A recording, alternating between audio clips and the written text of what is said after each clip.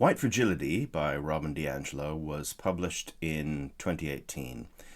It sold reasonably well for a book of its kind for a couple of years, but then its moment arrived, which was the George Floyd moment, Black Lives Matter in 2020, COVID, you name it, when the world went insane. Or maybe you didn't think it went insane, but I think most people think it went insane. And that was the moment for the book. White Fragility exploded, became a massive bestseller, and became a real seminal part of the culture. And I think it still is, which is one of the reasons why I want to talk about it today. But I will get to that in a moment. First, a little background on the author, Beverly D'Angelo. She was someone who made a living giving racial justice seminars for various organizations, including apparently some large corporate entities, although I can't possibly comment on that. And it is this experience that forms the basis of this book. I read White Fragility, I think it was in 2020, but it might have been 2021. It was around the time that it was a big deal. Read it front to back, thought it was one of the worst books I'd ever read, really hated it, thought it was terrible. And I decided to read it again this week. So I got myself a secondhand copy of White Fragility by Beverly D'Angelo and read it again. And now I think it's possibly the worst book ever written by a human being.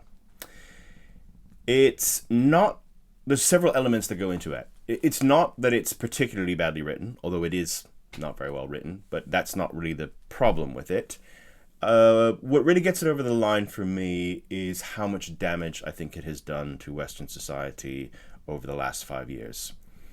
Like I say, some people will be saying, hey, Nick, this book is 7 years old. Why are you reviewing a 7-year-old book in 2025? Again, because I think the book is still sadly relevant to our times, and I think its ideology remains the dominant one. So that's why I think actually talking about the book and talking about what it represents and the problems with the book and why in particular I think it's the worst book ever written is important. Because again, if this had just kind of been a flash in the pan in 2020 and everybody been talking about it for 6 months or whatever, and then it kind of went away, or maybe it had some echoes in the culture but they were fairly minor and mostly amongst academics or, you know, a few well-read liberal graduates, I would have gone, okay, I mean, what's the point in talking about it? But I don't think that's the case. I actually think White Fragility was incredibly influential and continues to be, and unless we do something about it, might go on being influential, and I think that would be a bad thing for Western society. So I will talk about the book and why it's bad. Here we go. So White Fragility, I think one of the first things to say is it isn't particularly original. It is mostly cobbled together from a bunch of different sources, a lot of them being from black people like Ta-Nehisi Coates, ironically enough, given her whole take on White Fragility. But anyway, it really became the megaphone. It became the central thing. It became the book that everybody flocked to and therefore had the most influence. It had way more influence than something like Coates's books. Because, I mean, well, you could read a number of things into that. Is it because Beverly D'Angelo is a white woman and people were happier reading about White Fragility coming from a white woman than a black man? I can't possibly comment. I'm throwing it out there. So a basic thing to get out about this book that I think if you're going to read it, you will need to know, it will help you going in, is its presentational style and flow.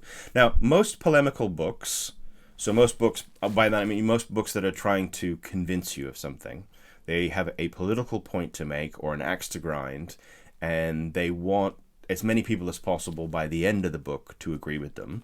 Most books of that style start off, they ease you in. The point is they start on something where most reasonable people would agree, and they do a lot of that for a while, and then they sort of bring in their ideological point as it goes along, slowly but surely. It's baking it in. It's basically like the reader is the frog in the boiling water, right? So it starts off with a bunch of stuff where you're like, well, I can't disagree with that. That's all very reasonably put, and who would disagree with that? And then the points get slightly more punchy as we go along until we get to the conclusion, and sometimes that conclusion can be extraordinarily punchy, shall we say. Masters of this form, well, there are many, many, many. One that comes immediately to mind is Douglas Murray. He's great at that.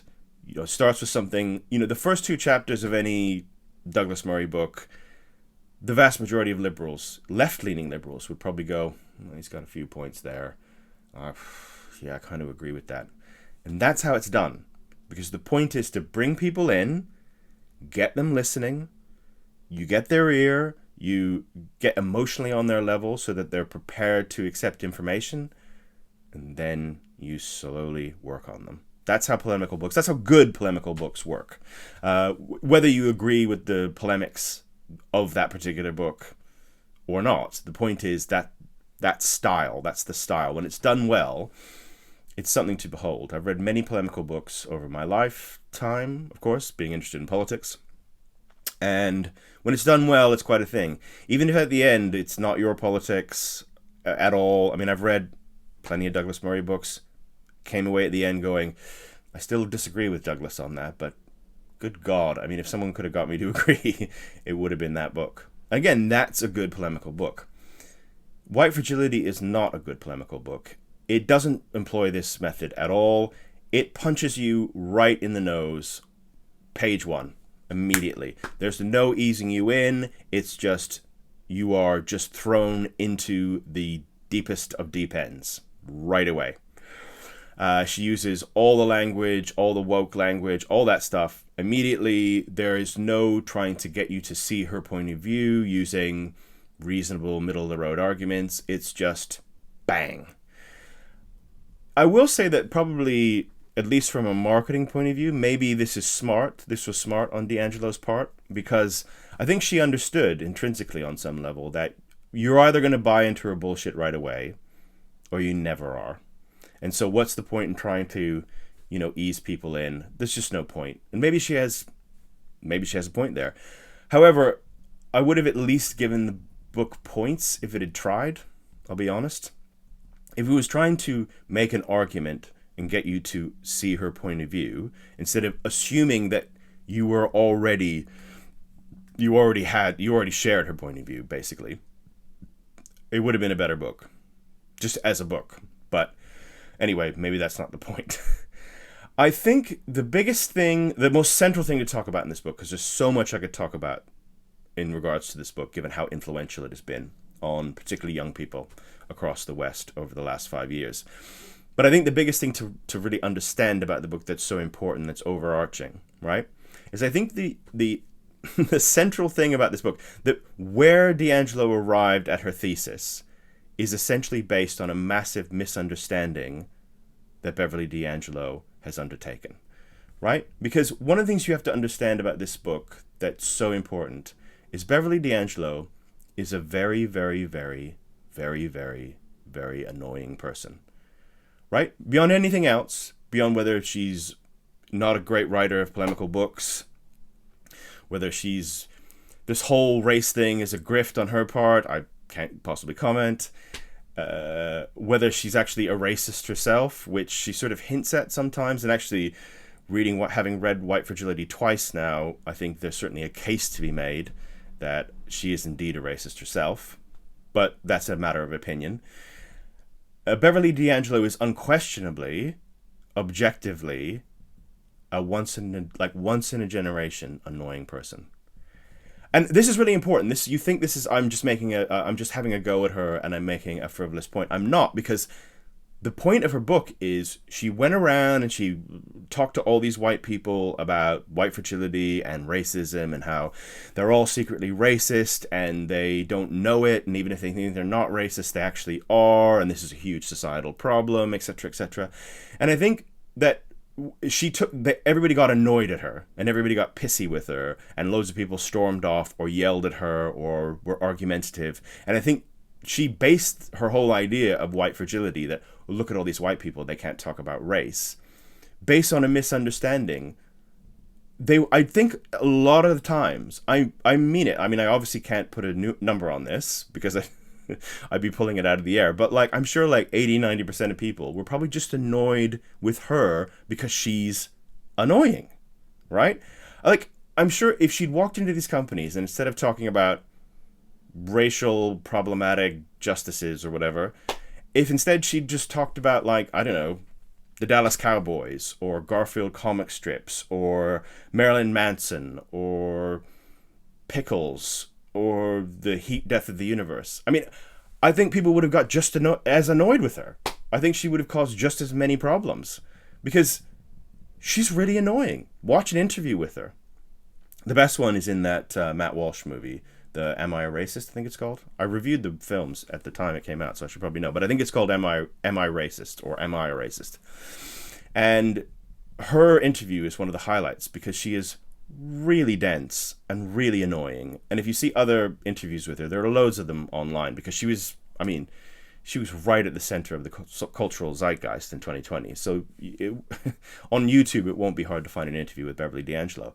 And my God, she's really annoying. She's so full of herself and she's so sure of her own moral superiority. And, you know, she reminds me of like, you know, what's that woman in Britain? Mary Whitehouse? Older Brits watching this will know who I'm talking about. You know, the woman who used to try to get everything banned. You know, that sort of that really full of themselves, full of moral superiority, sure that they have all the right answers on everything, even though they're really not very bright or very clever, and they're not trying to argue. They're not trying to make arguments to make you see their point. They're just like, this is the point. This is good. This is moral. And if you don't agree with me, you're a bad person. It's that, and then anyway, I'll stop going on around Beverly D'Angelo being annoying. You get the point. But I think it's really important to understanding this book because I think she really misunderstands a lot of her engagement with people, and particularly these white people who get annoyed supposedly at being called a racist. So I think that's really important. But obviously, there's a lot more to say about the book, or I wouldn't have just made a video to talk about how annoying Beverly D'Angelo is. Believe me. Right. So this is essentially the woke Bible. I mean, there's nothing in it about transgenderism or Palestine, but in a sense, it doesn't need to be there because if you want to understand the ideology, and maybe you don't like the word woke, and sometimes I don't like it, and maybe I think it's been overplayed and it's been stretched, and people have used it to explain things that don't make any sense. I get all that, except we keep coming back to woke because this is an ideology, okay? This is a fully formed ideology, and we need a word for it. And the only word we have is woke. So, yeah, it'd be great if we had another word that wasn't woke, but for now I just have to use woke. I'm really sorry, because there's nothing else. Because this isn't, we just need to be nice to people, okay? You really need to understand that.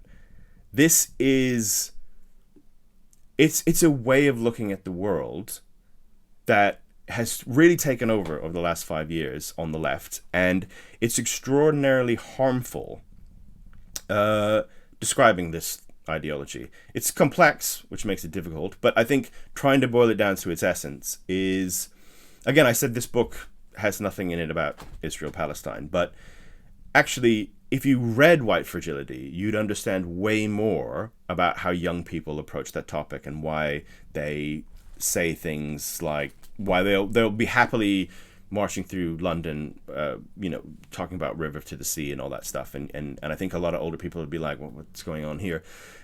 If you read White Fragility, you'd get it more, because you have to understand this is the ideological basis of this, right? Is if something is black, and that is a very loose term here, that doesn't refer to African Americans or indeed people of African racial origin or even just black, brown, non-white people. Black is a term that encompasses a massive amount in the White Fragility worldview. It's basically black is always good, always, 100% of the time. Black is always good. White is always bad. Always bad. And even if it doesn't seem that way on the surface, It's just because you haven't understood enough of what's going on under the surface, right? So for instance, if a black person, and again, black, this is a real, even trying to figure out what they mean by black is difficult because it shifts all the time. In White Fragility, it shifts all the time. But if this mythical black person, right, whoever they've somehow been put in this bucket by Beverly D'Angelo and her acolytes. If this person is black and does something bad, okay, something unequivocally bad, they murder their spouse, let's say, just to be unequivocal about it, right? That's still not bad, right? Or the action could be bad, but that person isn't bad because they only did that because of the dynamics of the world, because of white fragility, because of whiteness, right? They were forced to do it because of whiteness. It was inevitable.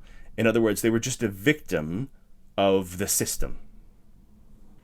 And on the other hand, if a white person does something good, like come up with a general theory of relativity or form the Beatles or invent electricity, they are only doing it because of white privilege. They're only doing it because the system allowed them the space to do it. So they're not really good, right? In the Beverly D'Angelo world. Everything in this book, I mean, I know it sounds like I'm exaggerating, and I'd love to hear in the comments if someone's read the book and you think I'm being harsh or I haven't understood it. Again, I've read it twice, cover to cover, and that just, it seems to me like every single thing in the book, and particularly the second time I read it, I really looked at it through this lens, having read it once already, and it feels to me like everything in the book is reduced to this childish, adolescent, pre-adolescent worldview. It's really stupid. And I think the important thing to say about this, right, is the ideology that we're talking about here, whether you call it woke, whatever you call it, if you want to call it white fragility, I mean, fine. That's actually quite an easy way to go about it. This is not liberalism, right? And I'm speaking to everyone across the spectrum. Maybe some of you watching this are conservatives and you hate liberals. Fine, that's your won't. Perhaps you're liberals, perhaps you're on the left, whatever you are, okay? What I'm trying to say, right, is it's important to understand that white fragility, whatever the ideology being espoused in white fragility is, that however you want to describe it, woke or whatever, it's not liberalism. In fact, this is the really important bit of the video. It's an ideology that is really deeply, deeply, deeply illiberal.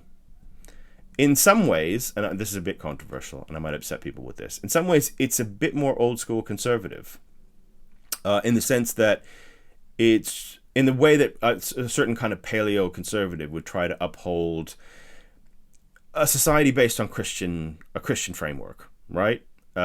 This is trying to conserve a society based on this new ideology, whatever you want to call it. And I think the most important thing as well about this ideology, whatever you want to call it, white fragility, wokeness, etc. There's a certain type of conservative commentator that likes to say that wokeness is just Marxism under a different name. And I think that's profoundly wrong and really sort of covers up for the worst of wokeness, right? Because, look, I'm very anti-Marxist, I'm very anti-socialist. I don't like Marxism at all. I'm saying that as someone who's read a fair bit of Marx, not particularly recently, but particularly when I was younger, I read a lot of Marx. Not just I didn't just thumb the first 50 pages of the Communist Manifesto either. I slogged through Das Kapital and a lot of his essays. I actually liked a lot of his essays. I didn't agree with them, but they were interesting. A lot of his essays, and probably an easier way to come at Marx, actually. I would say don't go with Capital, like actually go to his essays. But anyway, I digress. Marxism, for all its innumerable faults, is materialist, right? So a great example is you could never say something like this. You could never say a woman is anyone who identifies as a woman within a genuine Marxist framework. It would make no sense at all. The point of Marxism is that it tries to deal with the world as it comes at them. Proper Marxism, as in from Karl Marx. I think it gets its analysis of the world completely wrong beyond that, but it is materialist.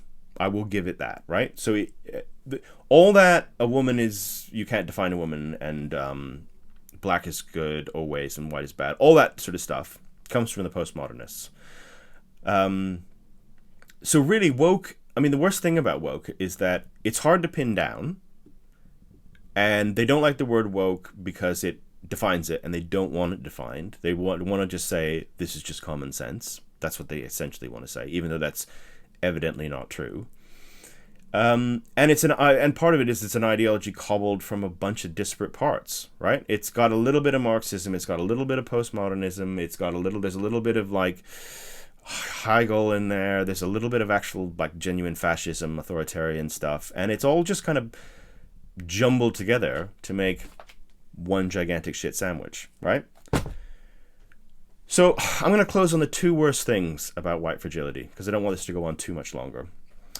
The second worst thing about white fragility is the racism that's at the heart of its thesis. D'Angelo says repeatedly throughout the book, that race is a societal concept. In other words, it has no real material basis. There's no real difference between the races. We're all human, etc. Great, fine. I mean, she could have left it there, and I would have agreed with her. But no, a huge contradiction is she said within the book. She says that, right? But she then basically tries to say that all white people are inherently racist. So if you're white, you are racist whether you know it or not.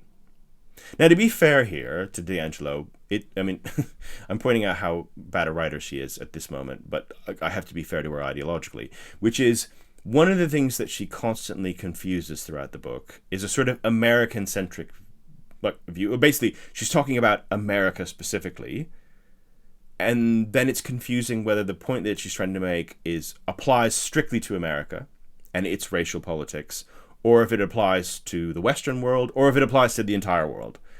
It's often confusing throughout the book. But I think there's enough of it in the book, this whites are intrinsically racist. I mean, it's just such a basic point that white fragility is constantly trying to shove down your throat, that I think even if... I almost can't let her off on that technicality. She thinks that if you're white, you're racist, whether you know it or not. And if you deny it, you're even more of a racist, probably, than someone who is at least willing to admit to their internal racism and thus willing to do something about it, right? What she doesn't understand is this opens up Pandora's box, right? Because if white people can have characteristics that are intrinsic to their skin color, right? So personality traits, moral traits that are intrinsic to having pale skin, right? That only logically means that all races have intrinsic elements to them, to their character, to their, intelligence, moral turpitude, right? Because if white people can have, if being white can automatically confer on you some bad moral stuff, then surely being black or brown or whatever can do the same thing. Because even if it's good, even if you're saying that being black makes you immediately more morally pure or something, you are making a racist point. You are saying there is an intrinsic difference between the races, right? And that's the basis of racism. And that comes finally to the worst thing about white fragility, which is what I will close on. And that is, we've had a good 5 years since it became popular and its ideology became the dominant one across the Western world. And if it had worked like D'Angelo posits in White Fragility, so basically, if thinking and talking about race constantly, all the time, right, made it so that in doing this, we broke down racism and society as a whole became notably less racist, then I'd have to say she had a point. I mean, I'd say, well, she wrote a kind of annoying book, and she's kind of annoying, but you know what? I begrudgingly have to give her the point here that I wouldn't have thought in 2020 that just constantly obsessing about race and talking about race endlessly and making a really big deal out of race would make society less racist, but looks like Beverly D'Angelo is right. Except we all know she wasn't, right? In fact, she was almost perfectly wrong. due to the spread of the ideology that is intrinsic to white fragility, that white fragility represents, there is way more racism across the Western world than there was 5 years ago. I don't really see how anyone can disagree with that. We've had, look at something like the Overton window on a topic like immigration and how immigration is discussed now. Totally different than 5 years ago. And I genuinely think a lot of that has something to do with white fragility. I will actually lay it at the door of white fragility, the book itself. I mean, maybe that's unfair because she was just someone who wrote this book and it just happened to, catch the zeitgeist and explode, and maybe she didn't mean it that to do that, whatever. Fact is, you write a book with strong political ideas and it becomes huge and millions of people buy that book and then it becomes, part of society.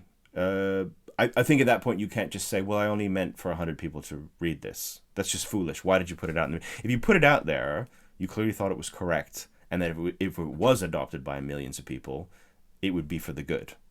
And if it's not for the good and it's for the bad, then I think, you should admit it, frankly.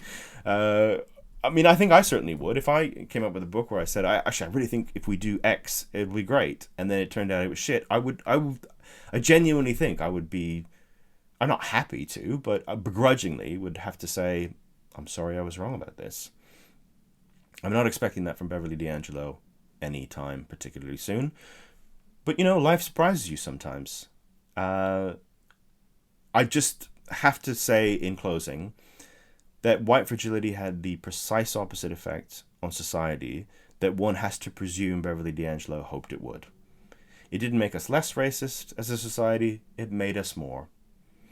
It wasn't alone in that. Perhaps that would have happened even without white fragility, but it certainly helped that along, without question.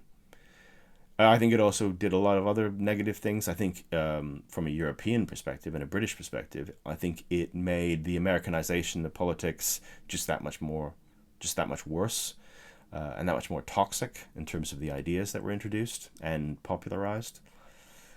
It's a bad book. It's a really bad book. And if it was just a bad book that not many people read and not many people cared about, it really wouldn't matter. And I wouldn't have made a half-hour video about it. But unfortunately, it influenced society to a massive degree and continues to. And in fact, when I look at the things like the Palestinian marches or, those people going to Egypt and trying to do that disastrous march through it, and then not even being able to see, not even being able to have their worldview corrected by the way they were treated in Egypt, things like that, really comes back to white fragility, I think. That's really it, because again, like I said, it's not an original book. All the ideas within it come from elsewhere, but they'd never been put together quite in the way that D'Angelo puts it together in White Fragility, quite so succinctly. It's not a long book. It's like 100 pages, 120, 130 pages. Like, it's not long. This isn't a... You sort of get dizzy reading it after a while, and it kind of... 154 pages is my copy. So it's not a long book, and it's not even small print. I reread it in a couple of days, and given how boring it is, that gives you an idea of its brevity. Anyway, I'll stop here. I could really complain about this book all day. I mean, it really is that bad. But I will leave it to you. If you've read it, tell me in the comments. I'd love to hear that. Tell me if you liked it. And if you liked it, don't just shout at me that I'm a terrible, horrible, blah, blah, blah, blah, blah. That's just that. It's not interesting, right?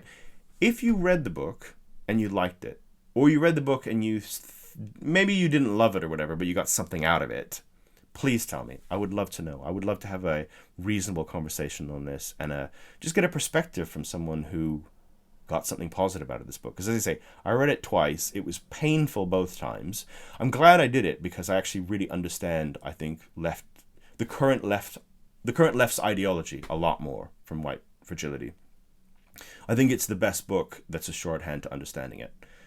So in that, it has a value. It is also, unfortunately, really annoying and quite boring and deeply wrong. But anyway, apart from that, great. And thank you for listening this far, that you got to the end of the video. So thank you. I'm Nick Tyrone, neoliberal centrist dad. If this is your first video of mine that you are watching, please check out the rest. Like this video, subscribe to the channel. I would really appreciate that. And I'll see you, and if so, I'll see you next time. All right, thanks guys. Bye.